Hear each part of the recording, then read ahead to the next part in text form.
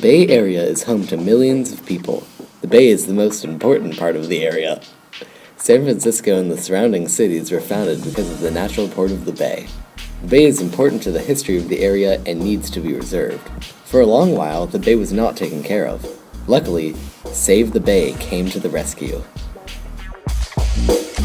52 years ago, Save the Bay was founded by 3 women in Berkeley who saw how the quality of the bay was degrading and wanted to fix it.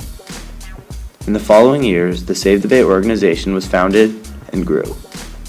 It is still active today, improving the quality of the bay and the Bay Area.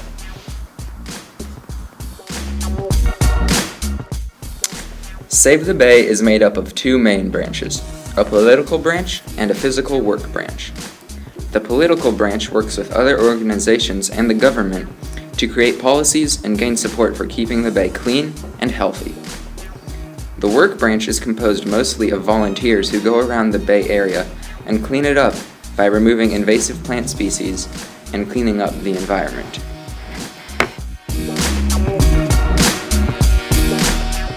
Save the Bay works all over the Bay Area and even in our own backyards. They have worked in the Creekside Park behind Marin Catholic. The wetland restoration crews work to remove the invasive harding grass species. The clapper rail and the harvest mouse are endangered species in the area that the restoration crew is working to bring back. Save the Bay works all around the Bay Area and even in our own backyards. Wetland restoration crew teams work to remove the invasive harding grass species as seen here in order to return indigenous plants to the area and help the indigenous clapper rails and harvest mouse return to this area. We interviewed Ranger Greg Reza about Save the Bay and what it does to help the Bay Area.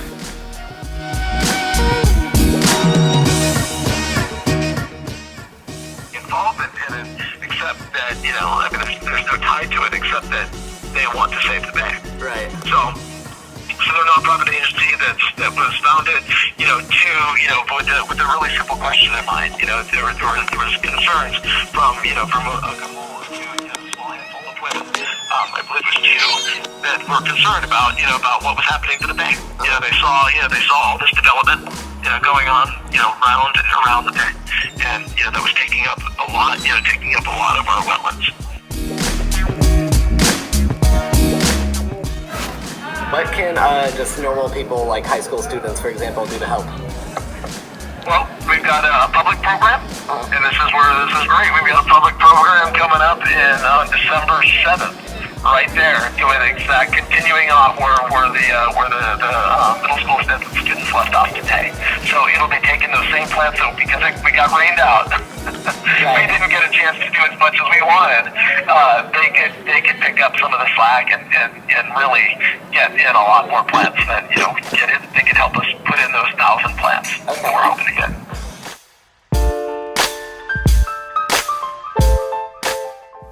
Much progress do you think you got today on our area of the marsh? Like how many more? Today we removed I'd say about 2 yards of material, so invasive weeds. Okay. And we planted approximately 80 plants. Okay. So of the 1,000 that we're going to put in over the next 4 months. Okay. So it's a long type of process. Like you go, how often do you visit like a certain area to replant? Exactly. So it's a long process. When you're talking about restoration, you've got to do 2 things. You have to get rid of the invasive plants that are the weeds that are coming in, and then you have to give time for the native plants, which are typically slow growing, to fill in and take away those spaces from invasive plants.